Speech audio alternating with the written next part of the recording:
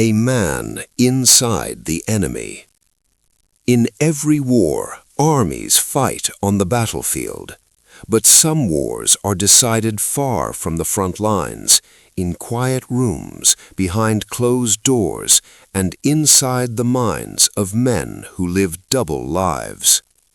During World War II, Adolf Hitler trusted generals, diplomats, and intelligence officers. But without knowing it, he trusted someone far more dangerous.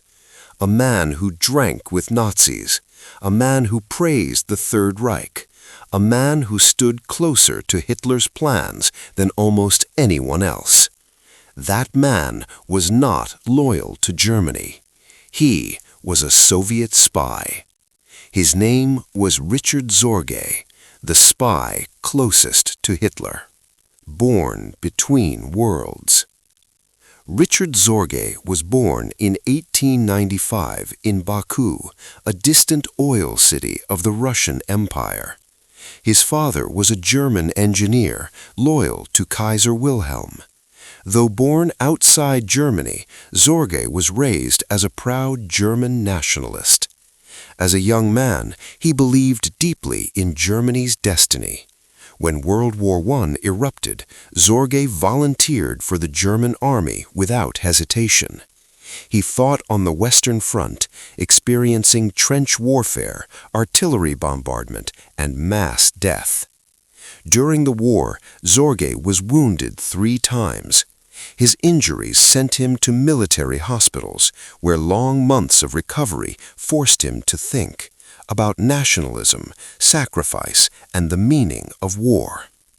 It was there that Sorge encountered Marxist literature.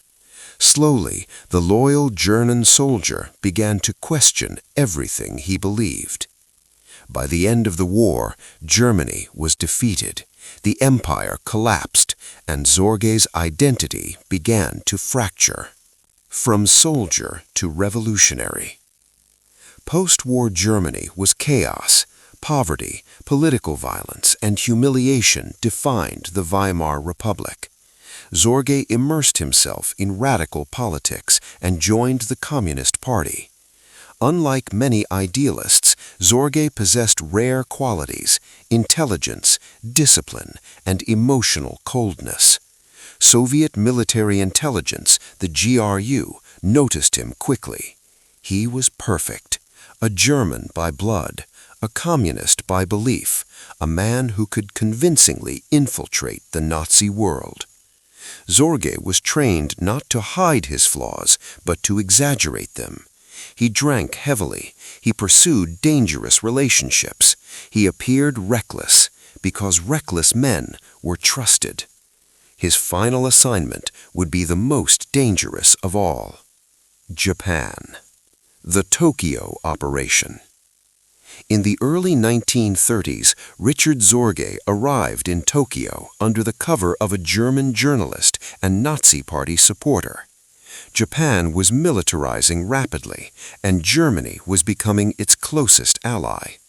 Sorge fit perfectly into the German expatriate community. He openly praised Hitler. He joined Nazi organizations. He made himself visible, because invisibility would have aroused suspicion. Soon, Sorge penetrated the German embassy itself. There, he met Ambassador Eugen Ott, a man whose weakness would become Germany's greatest vulnerability. Ott trusted Sorge completely. When Ott drank, Sorge listened. When Ott spoke freely, Sorge remembered everything. When classified documents were left unattended, Sorge read them. Through Ott, Sorge gained access to Germany's deepest military secrets. Hitler's shadow. By 1940, Sorge knew more about Nazi intentions than many German generals. He learned about Germany's alliance strategy, troop movements, and diplomatic calculations. But one question dominated everything: would Hitler attack the Soviet Union? In early 1941, Sorge received confirmation from multiple sources. Germany was preparing for a massive invasion. He sent a coded message to Moscow. Germany will attack the Soviet Union on June 22nd. This was not speculation, it was certainty. The message reached Joseph Stalin himself. Stalin ignored it. He believed Hitler would not risk a two-front war. Sorge's warning was dismissed. On June 22, 1941, Operation Barbarossa began exactly as Sorge predicted. The message that saved Moscow. After the invasion, Sorge continued sending intelligence, but one message would prove decisive. Through Japanese sources, Sorge discovered that Japan would not attack the Soviet Union. Instead, it would expand south towards the Pacific. He immediately informed Moscow, Japan will not attack Siberia. This single message changed the war. Stalin redeployed elite Siberian divisions from the Far East to defend Moscow. These troops, trained for winter warfare, stopped the German advance just outside the capital. Moscow survived. History turned. Betrayed by silence. In October 1941, Japanese counterintelligence uncovered Sorge's network. One by one, his contacts were arrested. Sorge was captured. During interrogation, he did not deny his identity. He openly declared himself a Soviet intelligence officer.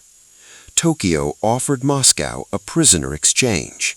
The Soviet Union refused. Officially, Sorge did not exist. For 3 years, he remained in prison, isolated, interrogated, forgotten. On November 7, 1944, Richard Sorge was executed by hanging. He died believing he had served history, even if history refused to remember him. The spy who changed the war. Richard Sorge never fired a weapon. He never commanded an army. He never wore a medal in life. Yet his intelligence shaped the fate of millions. He warned of the invasion. He saved Moscow. He lived and died inside the enemy's world. Adolf Hitler never knew his name, but history does. Richard Sorge, the spy closest to Hitler.